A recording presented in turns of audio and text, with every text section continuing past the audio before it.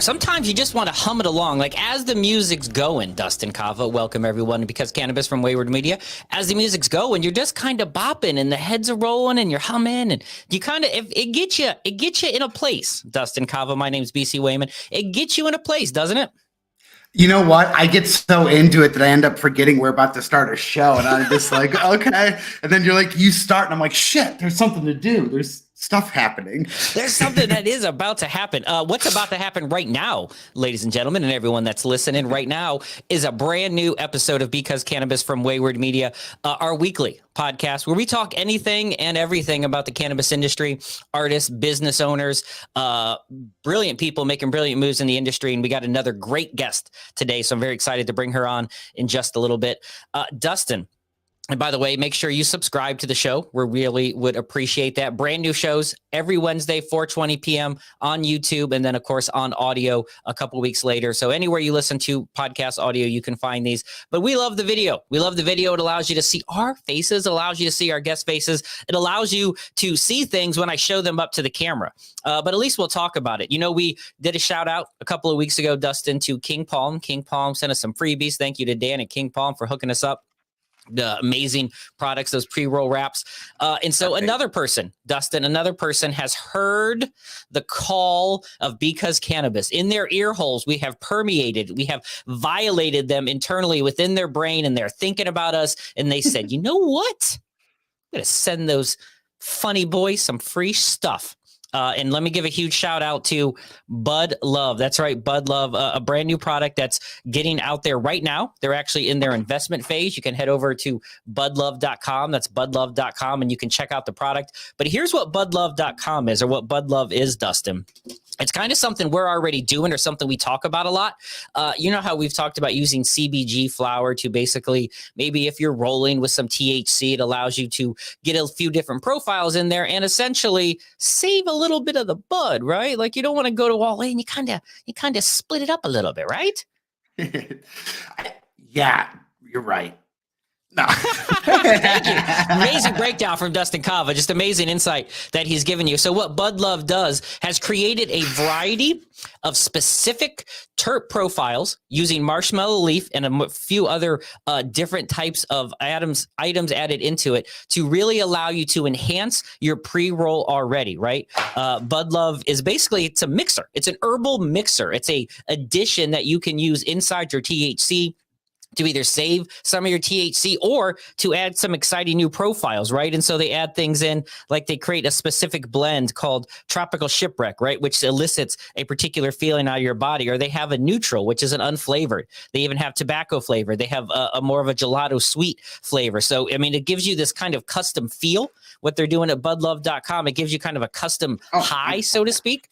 Yeah, some different information that's available. So they got all these different, you can see where Dustin's at. On the right side. Did you try it? Below. I have not tried it yet. Have you used it yet? Dude, it's definitely interesting. Did you ever smoke cigarettes first? Yeah, a long time cigarette smoker. Okay, so did you ever mix your cigarettes in your flower? Near the end, yes, as I was actually quitting cigarettes, which I'm about 8 years clean on those. But as I was winding down is when I began to consume cannabis. Actually, we've talked about this before. I'm a late in life consumer. So it was during that phase. So yes, initially early on, that was something that was almost required because I needed that tobacco buzz early on. I like mixing, you know, and I don't know. I tried all of the ones. I tried even their tobacco, like neutral, and then the relaxed, and I think it's inspired. It's interesting, man. I never thought about marshmallow leaf having. I never thought about using marshmallow leaf as a base or. And you heard that right, by the way. It is marshmallow leaf, as in the marshmallow, but I don't think it's the marshmallow plant where marshmallows grow. I don't know. I thought about it. I was like, that's just pure sugar mixed up into a round shape. No, marshmallow leaf is actually an herbal remedy that some people have used in the past, and especially kind of like a CBG. It's a not a sedative, but it's in clear vision kind of given plant is what its goal to produce is. So. It's along those lines of what CBG is trying to produce within the body. But Bud Love at budlove.com, it's a cool new product. You can check them out. You can actually get early on if you got some bankroll, if you got some money. Like them. I mean, honestly, you gotta like. I've tried a lot of mixes and a lot of different things. Not exactly what they're doing, but I will say a lot of times there's a really harsh back end to them, you know, and everything I've tried so far has been actually pretty great. It's I didn't like the fucking relaxed. I haven't really been sleeping that well with so much work going on. And that relax got me. I hit a little bit of that relaxed mixed in. And I will say that, you know, within about 45 minutes, I was dozing off. Like, okay, this is exactly what I needed. And so I don't know. Love it. They also Pretty advertise stoked. can be consumed just naturally, right? Just without any THC added into it or even CBD, right? You can make your own versions, right? You find your own mindset and it starts your own kind of vibe, right? It's a new company, right? You got to check them out. Starting new companies, as we kind of transition to bringing our guest in today, starting new companies is part of what cannabis is all about. Starting companies, creating new companies. That's what kind of is the backbone of the cannabis market these days, whether it's big companies getting in or whether it's the little person, right? And the little person who's starting up, who's trying to find themselves at a place. And so I'm excited to bring our guest on today, Susie Plascencia from Humo and moto-glass.com, Moto Glass. Susie, thank you so much for joining us today. Yay, so happy to be here. Thanks for having me, guys. Thank you. So you heard us in the beginning, probably talking a little bit about mixers. And I know that you are the co-owner at Mota Glass. That's mota-glass.com. You'll find the link below. And we have often talked, Susie, about stoners and their need and their desire to find any different weird ways to consume. So, Susie, what is the oddest way that you have probably consumed cannabis? I know you got your fancy glass company, and so you can probably break it down. But in a pinch, Susie, in a pinch, we can get creative and find new things. So what is the oddest or most unusual or maybe even baller? Like someone showed me recently a $5,000 gold hemp leaf wrapped like Canagar that was worth $5,000. And I'm like, I'm not paying $5,000 to smoke 2 grams of pot. Like I'm just not going to do it. It's only 2 grams, bro. I'm not paying $5,000 for that experience. So if you had a baller or even a pinch type experience you can relate to? It's gonna be the fruits for me. The fruit. Like, you know, the fruits for me. It doesn't matter the fruit. Stoners are gonna make it into a pipe. You know, so I've done a strawberry. I've done. How do you do a strawberry? Yeah, strawberries. It's actually pretty tasty. I haven't done it with Humo just yet, but I should because we have a strain called Fresas con Crema, which is strawberries and cream. I feel like that would be amazing. Yes. But yeah, I've done a few fruits here and there, and I think that fruits we can find them most places. And you know if you don't smoke a ton from the fruit, you can still eat it. It's just if you try to smoke a lot from it, it's just gonna taste like a resin fruit, and that's not delicious. That's a serious pro tip right there, right? Yeah. That's a pro tip that I would have never thought about, right? Like, don't eat the fruit if you smoke too much, because eventually it's not going to taste like fruit anymore. No. But I think that's why the strawberry actually is kind of perfect, because it's more like a one hitter, right? So you have a little bit of a bowl, you take the bowl, and you can eat the strawberry. It's not too bad. So I've got a ton of pro tips, guys. Well, that's why you're on here, Susie. Dustin, what about you? What's the weirdest way you've consumed? I mean, the weirdest, the most. Yeah, probably fruits for sure. I honestly, it's just the most complex. Have I ever talked to you about something called the sublimator? No, what's a sublimator? First of all, that sounds like a made-up word. It sounds like a fake word. I've lost jobs because of the sublimator. And the sublimator is this fucking chemical, or not chemistry set style device where it takes 20 minutes to heat up. The idea is that you're actually sublimating your flower. So you're not just converting it from your solid to your vape. You're actually converting it from solid to vape to gas in less than a half a second. And it deals with the way the heat and the cone of the device is shaped. Either way, you can put 0.2 or 0.1 in there, and I get as much as, say, 0.6 or 0.7 of me just smoking or whatever the fuck. And then after the 20-minute heat up, you had a 20-minute cool down just to bag this shit up and get the fuck back to work. And it didn't work out. Let's just say by the time I got back, the both of us were pretty much fired. That's too much work, Susie. That's a lot of effort, right? That's why if you have it's a lot going on. I'd rather just pack a bowl. you know. Yes. Grab some great Humo flour in there. Yeah, grab some quality Humo flour, get it into there. Susie from Humo with an H at Get Humo. That's GETHUMO.com, and then motaglass.com. Thank you for joining us on Because Cannabis. So, Susie, you have really, in something we're talking about here is we're talking during International Women's Month, a really great opportunity.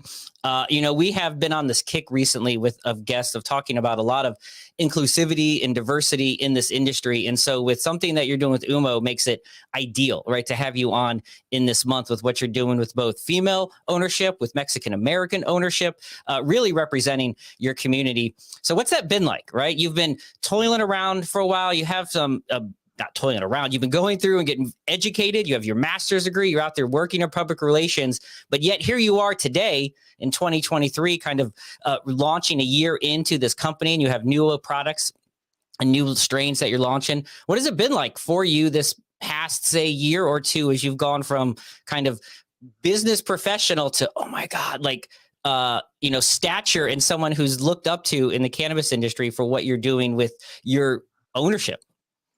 Oh man, it has been a wild ride in cannabis. It's hard to believe it's been a year because it feels like a blink of an eye in a lot of ways. We launched February 4th, 2022, and we made it to the top 50 brand in California cannabis in October. And so I mean, come on, sorry, you're doing something right. It's so rare that everything I've ever done that ever worked out took fucking 7 years and 10, 15, 20,000 hours. And to be able to have that immediate, reverence with the community, that's like, this is it. This is the brand we want to support. What they embody is it. I think that's incredible. Has it gotten to your head a little bit? Whoa. Well, it depends what you mean in terms of getting to your head, because if you mean stress, yes. Okay, what I really mean is it's when you have that level of success right out the gate, there is this level of, can I recreate that? Is the next business, is this next portion of what we're doing with the company going to have the same level of growth? Are the people who have been, our original investors, just the whole thing around it, when it's so unexpected like that, it brings a total different dimension to how you once planned. And roadblocks or goals you meant to hit in 3 years, you might have already been at in 6 months now and be thinking about things differently. So that's what I meant about it getting in your head, not like. Well, I think that what you mean in terms of like, I can identify with the pressure of doing something great, and then people are automatically, well, what about the next thing, right? Yeah. I think that the story of Humo did start before Humo was even in existence, right? We talked a little bit more about Mota Glass. Mota Glass is a brand that my partner and I founded in 2020. And so we founded that glass brand with the intent to really put Latino glass blowers on the map, because we found out that so many glass blowers in the Los Angeles area are Latino. Yeah. 100%. I've been in the industry. I owned a head shop for 12 years or 7 years, but I've been in the industry for 12, 15. And yes, 100%. It's for water pipe production. It's one of 3 spots in the country at that level with that many blowers in one roof or in one area to call upon to make it scale.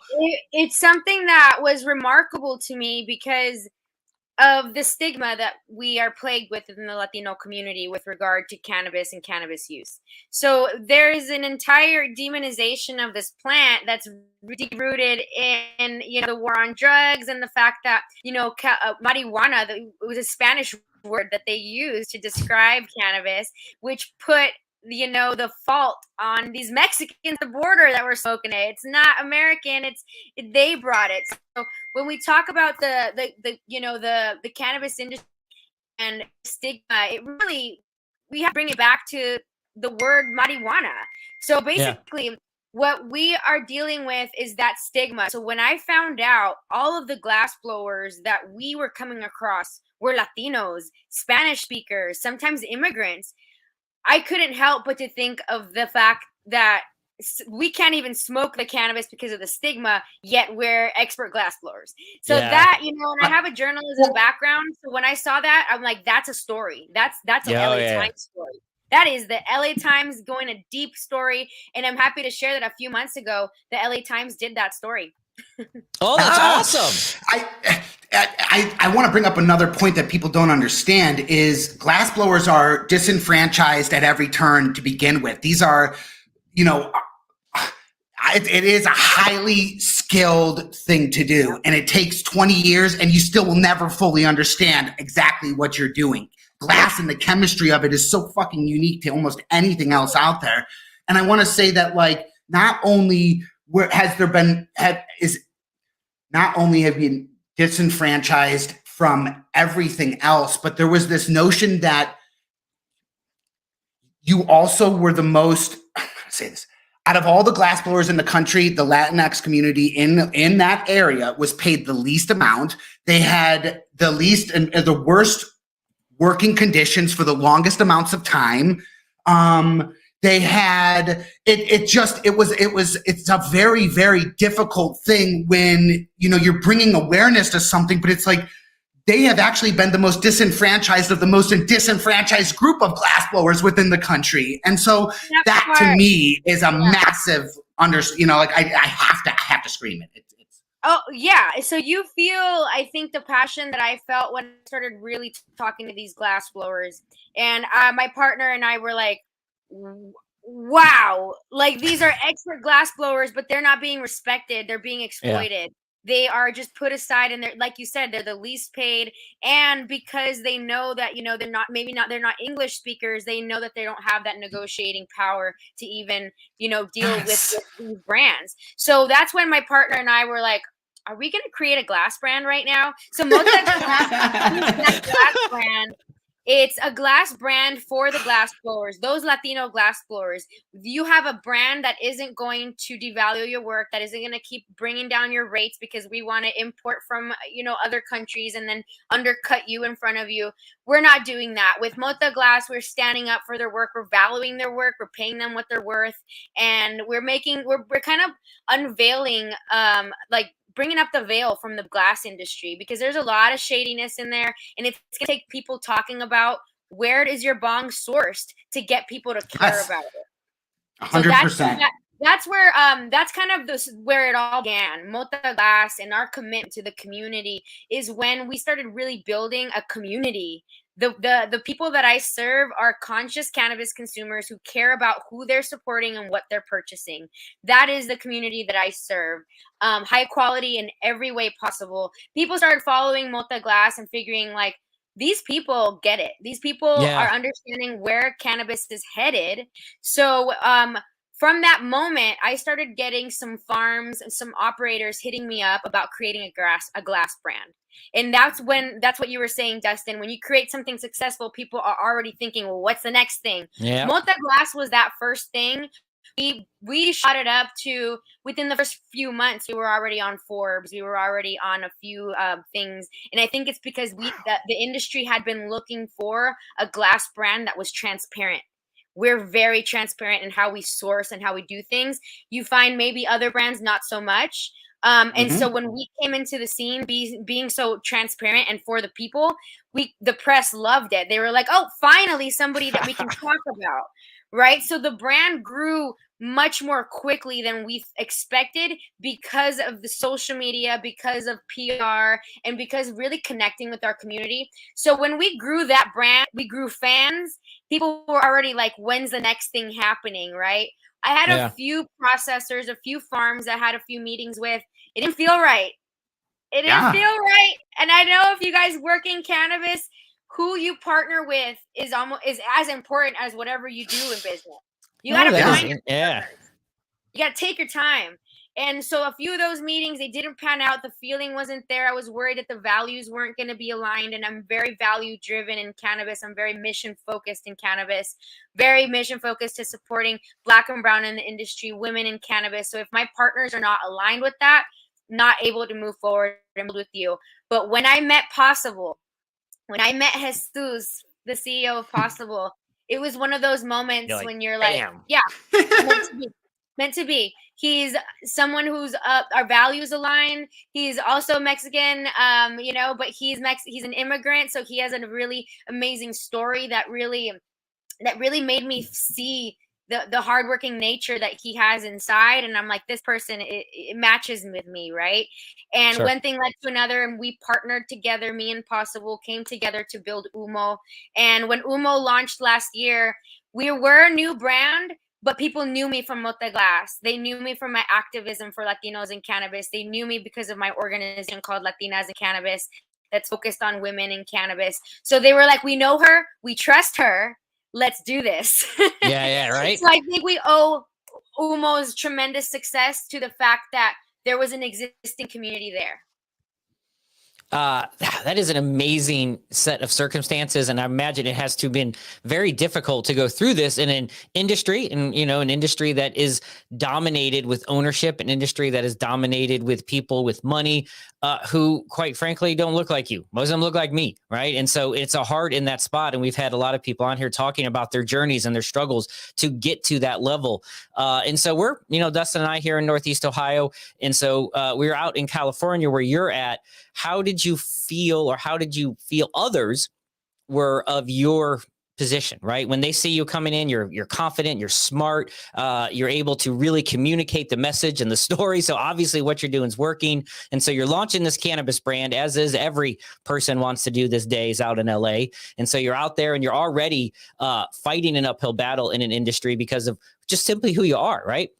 But you've built this brand and story. So how do you feel you have been accepted, I guess, by your peers and others? Has it been a smooth ride? Have you seen some side eyes? What's that been like, trying to put your face in as you go to these conventions and you stand proud? Have you felt a pressure, or has it been pretty calm and comfortable with the people and your peers? A little bit of both. I think that I'm a confident person because I feel like I have to be. That's always been my experience in business. I think that being pursuing higher education does put you in those positions in general. Just earning a master's degree, I believe the stats are 2% of Latinas earn master's degrees. Wow. So by just being in that position, I've dealt with, an uphill battle with acceptance and feeling like being in the room that the people around me understand that I deserve to be there as well. I think it's just, we're always going to deal with that. On top of that, imposter syndrome is real. So I think when I started entering the cannabis industry, people definitely look at me like a bud tender or a brand ambassador. And this is something that I think I could let it hurt me and get upset at it. But the truth is that I am the biggest brand ambassador of all, right? I'm the co-founder. So when people say that, I'm like, yes, absolutely. I'm a brand ambassador. I'm also the co-founder. I'm also the brand partner, and they're very surprised. I still get a lot of surprised faces. Also, I am a former bud tender. I was a bud tender about 12 years ago at a trap shop here in LA. I learned the ins and outs of the cannabis community and the cannabis industry from my time selling bud from jars. And I think that experience gives me the credibility that I think some of these suits out there don't have. And I think that I'm in this hybrid position where I have that industry experience from before legalization days, right? OG status. Mm-hmm. But guess what? These OGs want to say I'm not professional. Guess what? Master's degree from USC. So I have these both. Bam, bam. And I think that that's what I tend to do in a lot of these cannabis circles is I surprise people a lot. Because when I'm in those cool OG circles, they don't expect me to come through talking numbers and breaking down facts. Mm-hmm. When I'm in these boardrooms, they're not going to expect me to have the OG responses or the fact of Prop 15 days information. So I think that people like me and my skill set, get ready for that, get ready for people underestimating you and surprising people left and right. All that does is it adds more pressure to what I'm doing because I know that I'm the first and I'm opening doors for others. So, creating the organization that I did, Latinas in Cannabis, is something I did intentionally because I knew that a lot of the stuff that I was doing, I was the first Latina to achieve. And it's not enough to just do it. I have to open doors for others. My bandwidth is short, right? I can't do a ton, especially when I have 3 businesses that I'm running. But Latinas in Cannabis, I found a way to make Latina advocacy into a business. So Latinas in Cannabis is an organization, but we are doing in real life events. We are doing partnerships with other brands. It is a full-fledged business that we are going to be doing merchandise with, because Latina empowerment awesome. is something Latinas love. They love to wear out Latina empowerment. They love to show it. Latinas in Cannabis, we will be coming out with apparel to help Latinas feel more proud about themselves and their cannabis consumption. But I think that through this organization is how I'm able to help all those Latinas walk through that door that I've been able to. And because it really is not enough to just achieve, I have to help the other Latinas that have been in the same positions that I have. When I was a bud tender, I was not mentored. I was not seen as somebody who should be invested in with resources. So in turn, I did not see it as an actual career path. Nowadays, that's not the case. Nowadays, bud tenders absolutely have a path to killing it in this industry. And when I go in and do trainings on Humo and I speak to bud tenders, it always ends up kind of being a mix between a pep talk, a TED talk, and then I can't help it. And it's because I've been a bud tender. I value bud tenders. I know that they are one of the most important people in this industry. So when I start my brand trainings, I look at the bud tenders and I tell them, you are valued. You are important. And you can absolutely be a owner of any company you want. And I've gotten standing up ovations. I've gotten tears and hugs. And I think that that's kind of been my mark on this industry. I'm so happy that I have the privilege to lead this movement in the Latina cannabis community. Yeah, it's really not so much about bringing awareness to it. It's, I want to bring ownership to the community. I want them to know that they can own and operate and just a company, but their destiny. It's not, and that placement and that bud tender mentality there. It reminds me of, like, I would know when we would go to hire somebody that the one thing that I cannot train them was whether or not they would smile when a customer would walk in the door. It was something that had to be, like, ingrained from their moms, from their dads. And that's a bud tender to me. It's that face of the company that you almost can't train some of the most important things that bring them in and that build that trust and that relationship. And they're that first window of opportunity for that brand. And yeah, I think, and then to say you can own, or even with the glass company, I like that idea of bringing ownership back to the blowers. Maybe now we can use that money to reinvest into your lathes and reinvest into better ventilation and reinvest into actually healthcare or something which is not even provided at all for any of these guys. Or, I love that. It's that ownership that's like, I'm like, holy shit, that is exactly how to think about it. And this industry fails in that regard. They spend so much time donating to some cause or just some weekend thing, and they're not, I think they would serve much better even giving back to starting a company with that person, or saying, we have this void in our organization, let's help you start a company to fill our void. You just want more ownership that's representation of users, right? I mean, I think, as you talked about, Susie, there's a huge Latino community out there that's using the plant for a lot of different reasons, therapeutic and adult use, and you don't have ownership that looks like you. And we see that a lot in a variety of, whether it's female, whether it's African-American and Latino. We have a lot of users, but they're just not seeing ownership. And so that's got to be heavy. Do you feel pressure? Do you feel like weight in there to be a certain way to make sure that other people can, try to succeed, to try and push it? Or is it this balance of trying to obviously run companies like Humo and Mota Glass, and then but also give back to the community at the same time?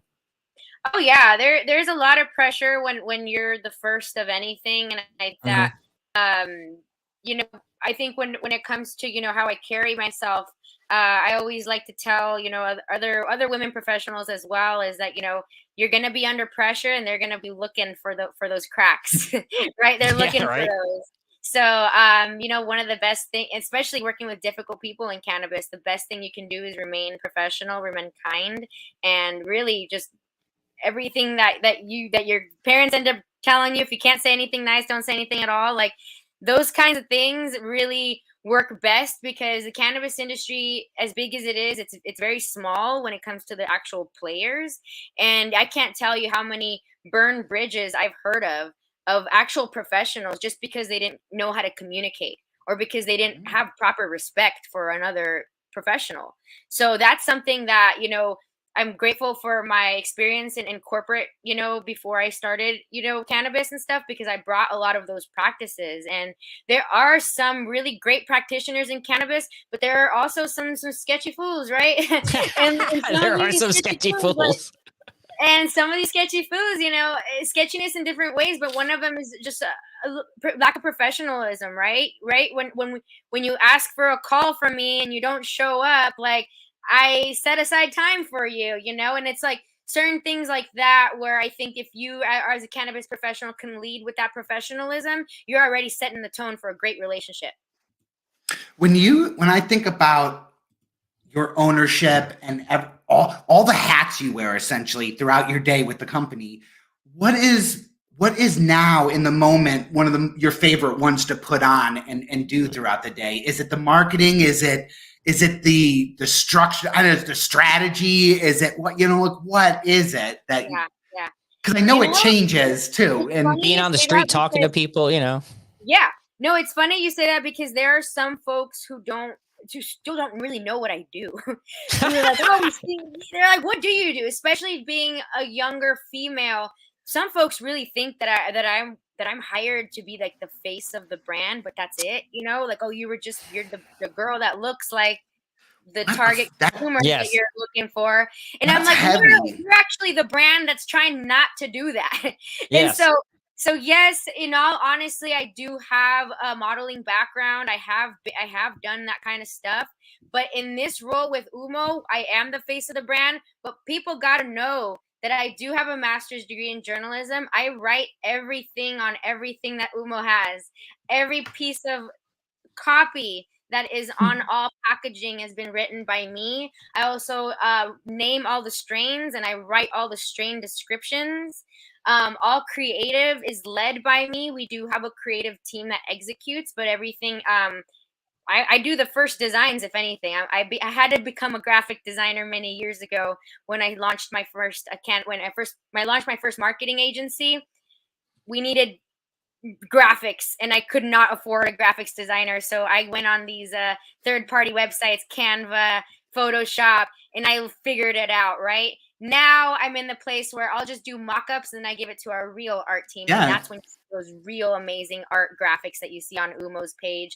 I do that. I'm also a lead in sales, so we have a full-fledged sales team, but they look to me for talking points, for things to lean in on.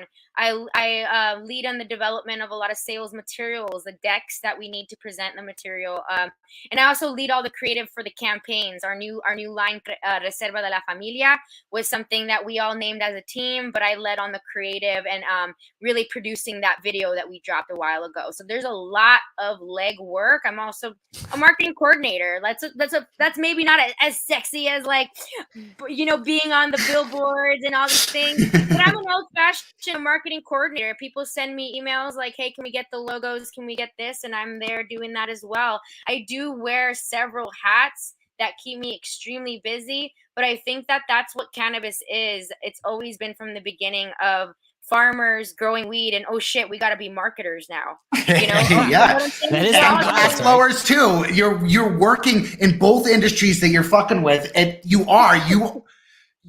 That's exactly it. It's, if I had to think of any two industries in the country, that's the only two I can think of that are that way right now. And so that's really funny that you actually gravitated to both of them. That's funny. Yeah, I have a lot of those practical skills. My core I've always been a publicist, a writer, a journalist at heart, but I like to say storyteller, right? That's what I am at the core. But I think the avenues that I chose is my storytelling is through businesses. My medium is not necessarily like my other colleagues in the industry who went through being reporters or traditional journalists. Like, my storytelling is through these brands.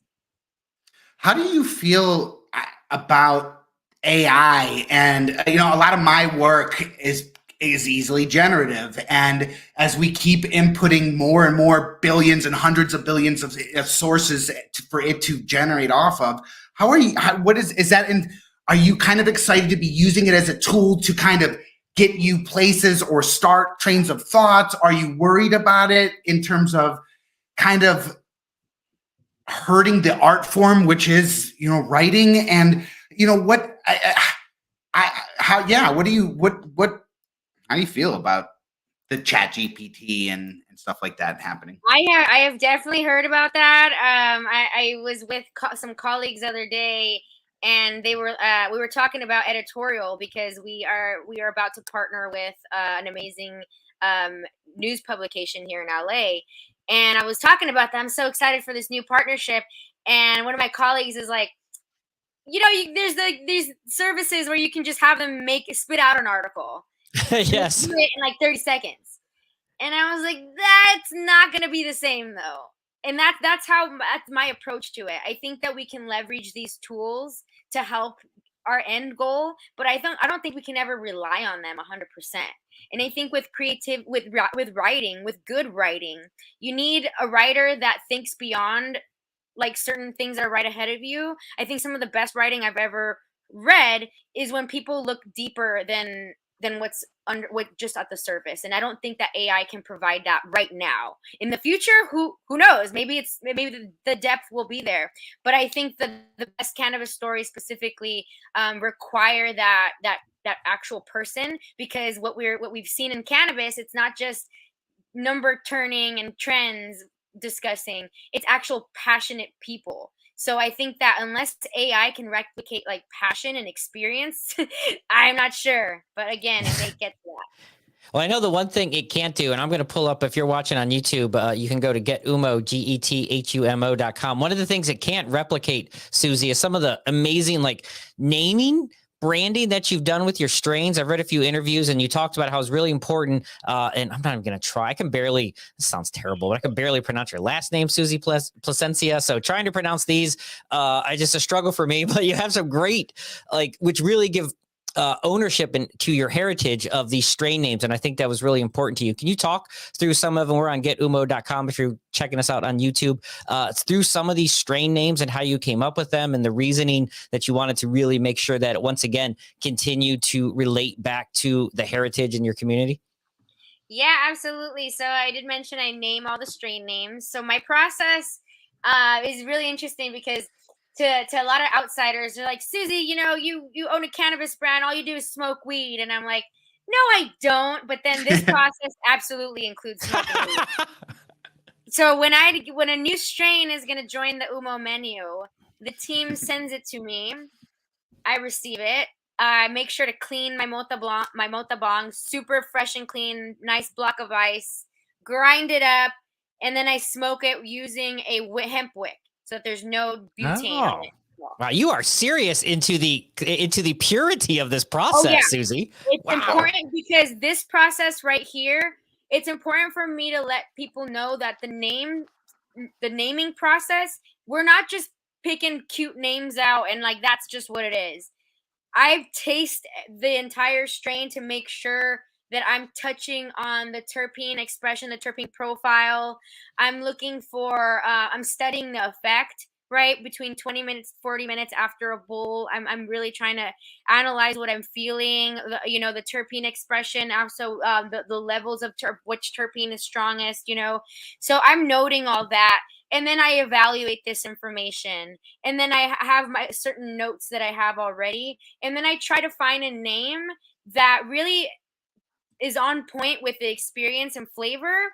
But ultimately, there are a lot of levels it has to pass. Pronunciation is one of them, because I want to make sure that my other people from other cultures are able to pronounce these. I know that some of them could seem a little complicated, but really not so much. Try menta dulce. Can you say that one? All right, ready? Dustin, you go first. Wait, which one are we looking at? This one right here. Menta dulce? Well, dulce. That's Italian. That's Italian. We're Spanish. Dulce? Dulce, yeah. But Dulce. you know, I've heard Dolce before, and that's more Italian. But no, we sound so uncultured, Dustin. Just right now, we sound so terribly uncultured. It sounds fancier somehow, but it does. All the names, they're all familiar things, right? Limonada, that one's pretty easy. But all the names, I make sure to test them with other folks and try to see if they can pronounce them or not. And that's one of the tests that I run. There are a lot of great Aztec names out there that I wish I could use, but Aztec, the language, the Nahuatl language, has a lot of T, X's, and L's that I just can't mess with. But that is definitely a consideration. Pronunciation is a huge one. But think, for example, the arroz con leche, it was named arroz con leche because the crosses here, it has a powder milk aroma to it.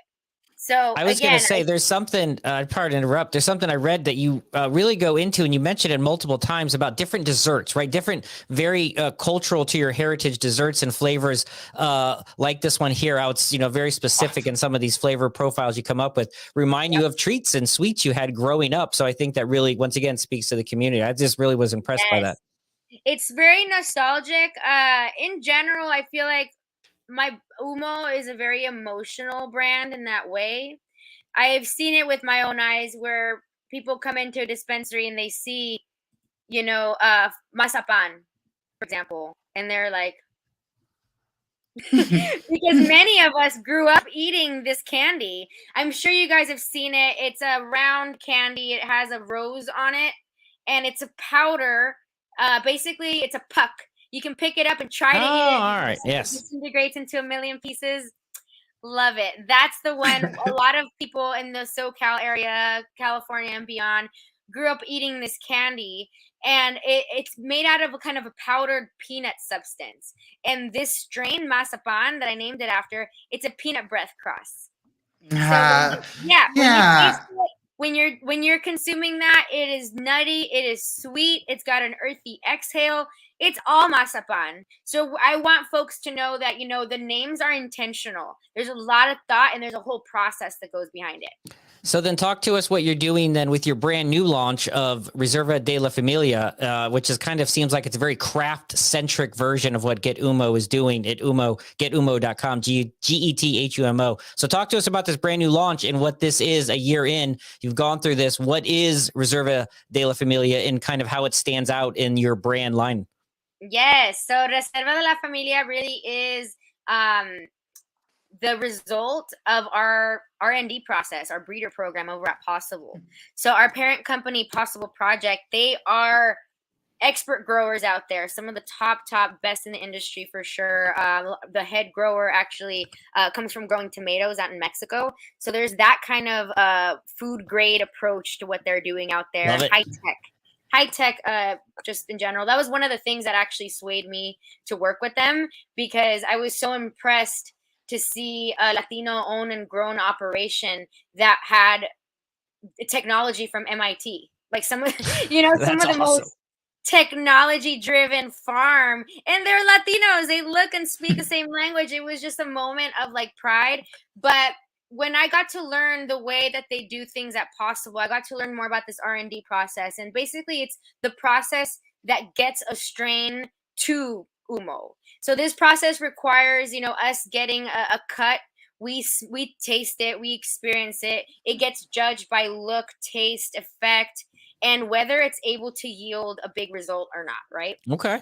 If it matches all those things, that's how it makes it to Humo. And we're like, great, we have a fresas con crema or a limonada or award winner, right? Not all strains make that cut. Sometimes it'll be a great look, a great smell, a great effect, but damn, it can't yield those pounds. Yeah, you can't do the scale of it. Yeah. Yeah, we can't get it past 30 pounds. So we're like, what, are we just not going to include it in Humo? So we had a few of those star strains not make it to the yield we needed, that we were like, this sucks. We wish we could come out with these strains, but it would be limited batch. Bam, Reserva de la Familia line. It's what we can do to be able to bring these premium genetics to market. So the idea behind Reserva de la Familia comes back from Jose Cuervo. So you guys know Jose Cuervo, one of the Yes. leading family-run tequila companies in the world. So they're very, very, very old. Love their marketing. But one of the things that they did in the early 90s, they had this special batch of tequila that was only for their family, reserved only for special batch, right? 1995, they decided we were going to take this to market. And that's where they decided to come out with a special tequila limited batch. And when I started realizing, our R&D process and the purpose of us doing this, it's our reserva. Because when we can't bring a strain to market like that, guess who's going to smoke it in her bong? Yes, you're right. It's me. You know what I'm saying? So it's our reserva. It's our family reserve, but we are bringing that to the Humo familia. Love it. People, this is really for the connoisseurs. These are for the Humo supporters that are buying Humo every week. We have those. We know you guys. They come to Humo and they pick up their weekly Humo because we are high quality, that's affordable and consistent. That's the big thing about us. There are some fans who love us because we're Latino owned and they want to support women and Latinos in cannabis. But there's a whole section of people that's cool. We love that, but we're here for the weed. We just like good quality bud, sure. So we love that because that's the brand we aim to be. Because you can do both at once, right? So I love that the Reserva line. The only thing with this one is it is small batch. We're not, in essence, the way that we created this line, it's not meant for scale. So if you see it at a shop, we'll be sure to announce it, but it's gonna be gone soon. I think that, it's like that limited edition. I see, I see people like on the internet, like the shoe drops, right? When they come out and they're fighting over them. Or I have a friend who's really into whiskey and he goes down to Jim Beam every year. They brew these special limited things you can only buy in their distillery. It's the only of these weird, like chocolate chip cookie whiskey. I mean, these only weird flavors, but it's a big thing that for collectors have. But I feel like in this case, like you don't want to hold on to this product. You want to smoke it right away. This isn't something you want to hold on to, but I do see your point. You're basically creating this kind of demand for this limited line of product. That's really exciting to have that and exciting to give, once again, these smaller, but probably really unique profiles and tastes that you won't find because it doesn't scale well. I love the idea of creating that kind of additional brand, this premium, hard to get, gotta catch it, while it's here kind of vibe. That's gotta be exciting. And it helps instill the passion in the growers still some too, who sometimes can feel kind of lost in the machine. It's kind of like, wow, we can actually focus on this just because of it, because we love it, because it is what it is and not some of these other things. When I looked into your store locator and where you're sold, I used to live in Yorba Linda, and you're just that whole area around Anaheim and that it's amazing how many shops that you're in. It's incredible. It's awesome. It has been a lot of work, but it's been great to see. I think that there are people who literally go to shops and ask for Humo. Like they literally ask for it, and when it's not in, they're like, "Cool, let me know when it's in." And then you get a phone call, and they're like, "Holy shit, we need you guys!" Like because they don't like the visual of people literally walking out of the shop because you don't have. And then that's when we get a phone call, and so that effect just makes me really proud because when we launched the brand, people were looking at us like we were crazy. They're like, "You're gonna launch a brand in 2022? Are you kidding?" Like I don't know, guys. Like, but I think when we came in hard, within the 3 months, there were already people like the suits looking at us like, how in the world? Well, I think a lot of it is we tapped in on the community. We tapped into the people.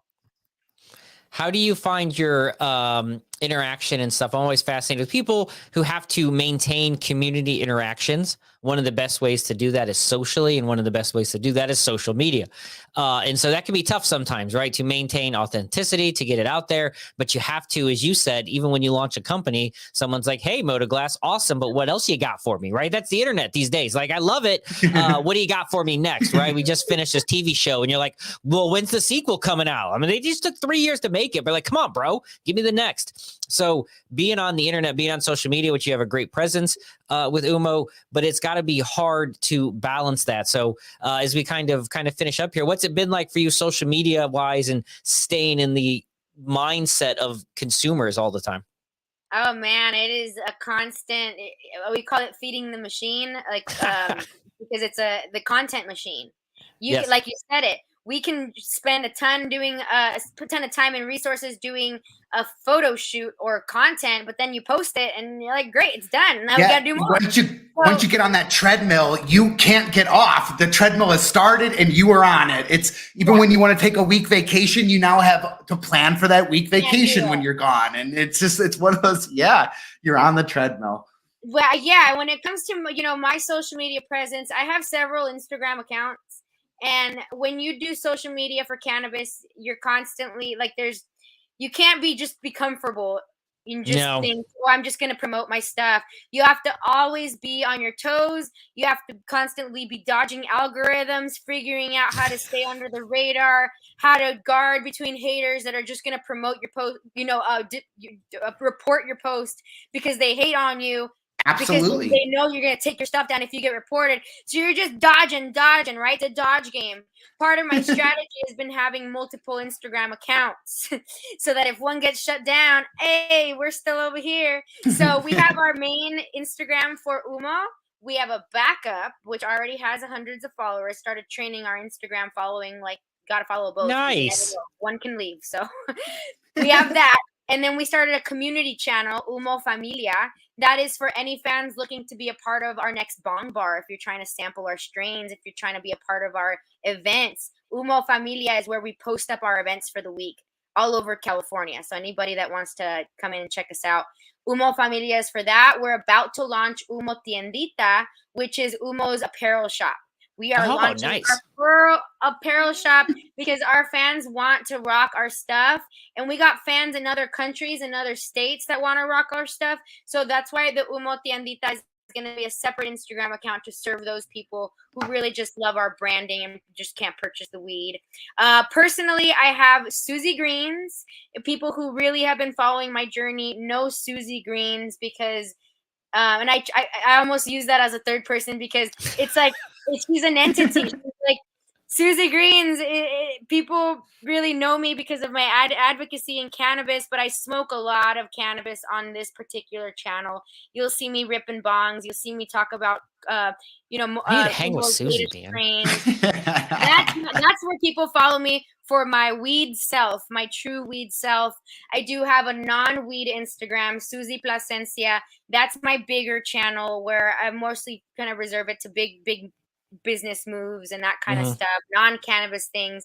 I purposely keep it non-cannabis in case Susie Greens, in case they want to take that down. Which eventually they all will.